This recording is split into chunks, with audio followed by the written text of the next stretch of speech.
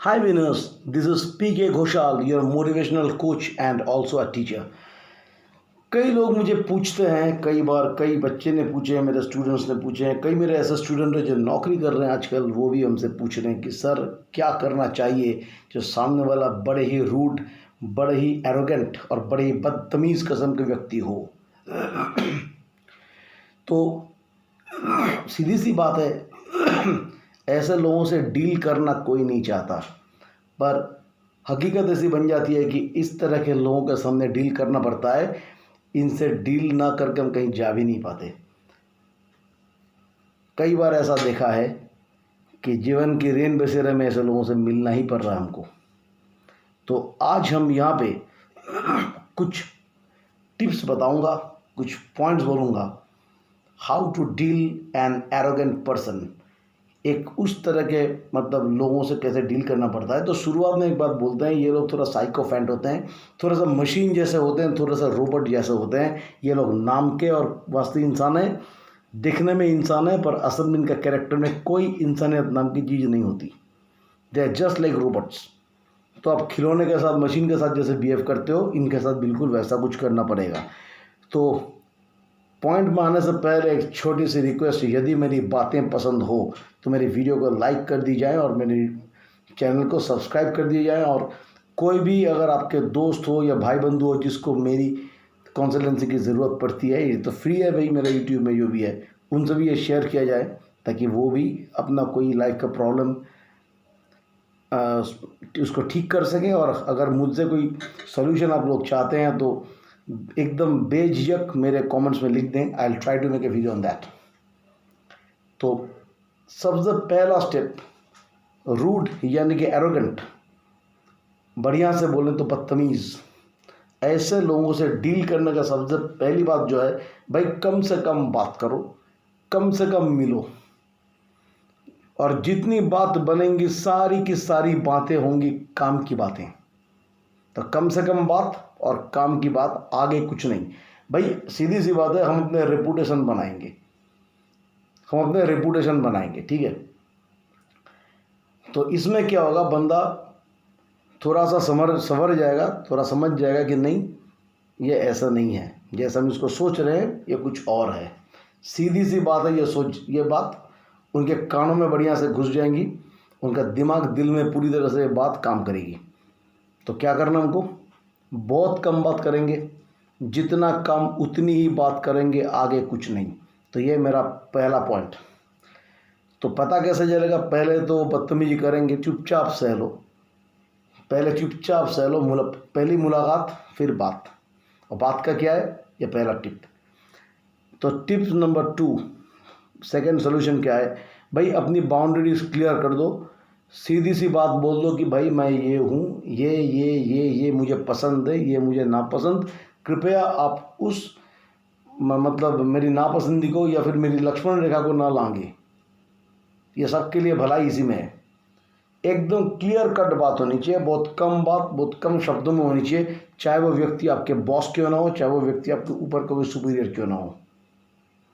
भाई बॉस हो सकता है, आप अगर बॉस हो, आप मेरा काम लेके डांट सकते हो, काम लेके कुछ बोल सकते हो, पर आपका कोई हक नहीं बनता कि आप मेरे साथ बदतमीजी करो या मेरा कैरेक्टर लेके बोलो या कुछ ऐसी बात सबके सामने बोल दो जो सहा नहीं जा सकता। I hope I am clear. तो वही बात है, पहले एक बार बोलने दो, 2 बार बोलने दो, उसके बाद अपनी बाउंड्रीज पूरा शो कर देना चाहिए। और तीसरी बात क्या है, एकदम अपनी थॉट को क्लियर कट बना लो और नो टॉक्स, कोई बात नहीं, क्लियर कट थॉट बोल दो, अपने से कोई बात नहीं। एकदम सबमिसिव हो गए, नहीं कोई बात नहीं, गुड मॉर्निंग, नहीं, no need. An arrogant person doesn't deserve such good mornings, such wishes, such good nights and all this things. भाई आप बदतमीज हो, मैं खूब तमीज हूँ, आपके साथ बात करूँगा मेरा पूरा मूड खराब हो जाएगा, जरूरत नहीं है। आप तो भाई आप अपने रहो, मैं खुद में रहता हूँ। जय श्री राम। एकदम ये थ्योरी होना चाहिए। और चौथी बात क्या है कि क्या होता है कि जो बंदा थोड़ा सा वेल बिहेव्ड होता है, डोसाइल होता है, थोड़ा डर जाते हैं। भाई क्या बोल देगा, क्या कर देगा, क्या नुकसान कर देगा, इनसे डरो मत। No need to fear such persons. एक बार चुप रह के सह लेंगे, देख लेंगे, उसके बाद जो बोलना बोलेंगे। क्या होता है, नहीं ऊपर वाला आदमी है, थोड़ा सा हमसे अपॉर्चुनिटी ले लेगा, कर देते हैं, क्या है कि कहीं नुकसान ना पहुंचा दे। तो सीधी सी बात है, इनसे डर के कोई फ़ायदा नहीं है, इनसे डर के कोई फ़ायदा नहीं है। आप अपने में रहो, और आपको अगर पता है कि मैं सही हूँ तो बस वही वो सबसे बड़ी सर्टिफिकेट है, that yes I am correct. कोई ज़रूरत नहीं है कुछ करने की। पांचवी बात क्या है कि सीधी सी बात यह है कि भाई जो एरोगेंट लोग होते हैं, इनके ये ट्रेट है, इनके ये ट्रेट है, तो इनको आप ज़्यादा रिस्पेक्ट देकर, ज़्यादा हाथ जोड़ के कोई फ़ायदा नहीं है। और कई बार तो देखा गया कि ये लोग नार्सिसिस्ट होते हैं, जो कि और खतरनाक चीज़ है। तो ये रिस्पेक्ट है, एक रोबोट को आप क्या रिस्पेक्ट दोगे, एक मशीन को क्या रिस्पेक्ट दोगे, क्या उम्मीद रखते हो, क्या आशा रखते हो भाई एक मशीन के साथ? वही बात है, कोई ज़रूरत नहीं है रिस्पेक्ट की, उनसे रिस्पेक्ट आपको तो कभी मिलेगा नहीं। तो मैं ये नहीं बोल रहा हूँ कि बदतमीज़ी करो, आप भी बदतमीज़ बन जाओ नहीं, आप भी गाली गलौज करो नहीं, आप भी अपशब्द इस्तेमाल करो नहीं, आप भी कुछ और बोलो नहीं, वो कर रहे हैं उनको करने दो। तो सीधी सी बात है, हमको किसी भी तरह से उनको भी डिसरिस्पेक्ट नहीं करना है, और उसके साथ साथ हमें ज़्यादा भी रिस्पेक्ट देने की ज़रूरत नहीं है, क्योंकि एरोगेंट लोग जो है वो चेंज नहीं होते। छठी बात क्या है, कई बार क्या होता है कि ये एरोगेंट व्यक्ति हमारे पेरेंट होते हैं, सीनियर होते हैं, कोई टीचर होते हैं। तो भाई सीधी सी बात है कि टीचर यदि एरोगेंसी आपको दिखा रहा है, तो हो सकता है कि उसका बाहर का एक्सप्रेशन हो, अंदर से आपका बुरा हो नहीं चाहेगा। ये बाप माँ के साथ भी वही बात है। पर क्या है कि आजकल कई बच्चों को हम देखे माँ बाप के खिलाफ बोल बैठते हैं, कुछ भी बोल देते हैं, भाई हम डिप्रेस्ड है, क्या माँ ने बोल दिया।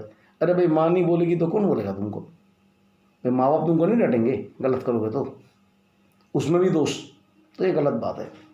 वो लोग क्या है कि हमारा सीनियर है, टीचर जो है सीनियर है, और बोल रहे इसीलिए क्योंकि आपसे उनका बेहद प्यार है। और अगर बात ऐसी है कि नंबर के लिए बोला जा रहा है कि ठीक है बेटा प्रैक्टिकल में देखेंगे, तो वो तुम्हारा टीचर नहीं हो सकता, सॉरी।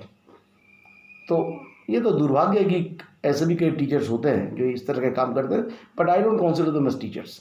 आ गए सिस्टम में अलग बात, but they don't follow in that class. But whatever, parent हो, सीनियर हो, हम जानते हैं थोड़ा एरोगेंट है, गलती हो गई, क्या करेंगे भाई, एक्सेप्ट योर फॉल्ट, बोल दो गलती हो गई, आगे से कभी ऐसा मत होगा, ऐसा कभी आगे से नहीं होने वाला, प्लीज़ इस बार के लिए क्षमा कर दो, आगे से नहीं होगा।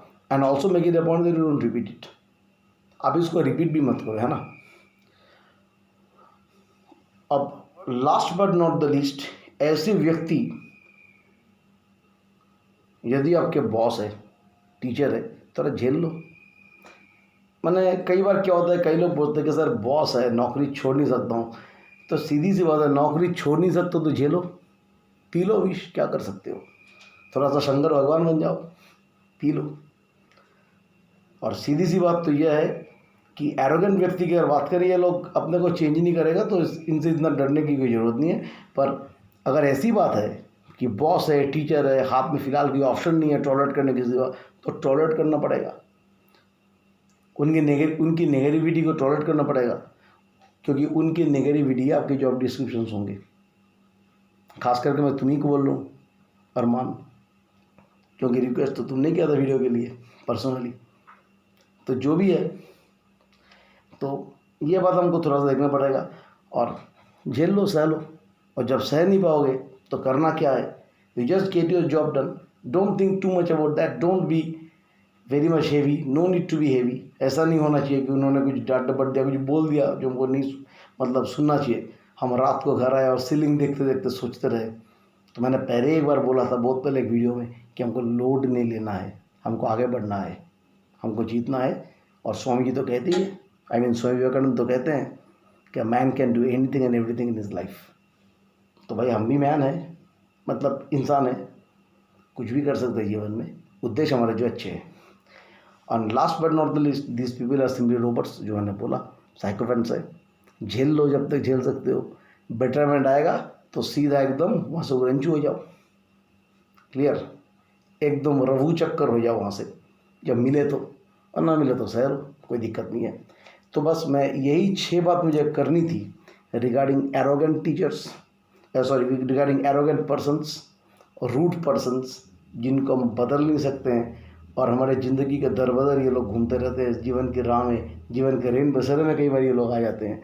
तो इसके सिवा और दूसरों का रास्ता मुझे तो नहीं लगता है, और मैं भी अपने पर्सनल जीवन में यही करता हूँ, एक बार दो बार सह लेता हूँ, फिर मैंने जो बोला मैं वही करता हूँ। पर हाँ, मैं डिस्टेंस भी उसके बाद मेंटेन करना शुरू कर देता हूँ। तो आशा करता हूँ कि मेरी ये बातें आप सब तक पहुँची होगी और आप सबको मेरे ये सलूशन बहुत काम आता होगा। तो आपका होस्ट, आपका मोटिवेशनल कोच इस वक्त यहाँ से भी विदा लेने वाला है, और जाते समय कहते हैं जय माँ भारती।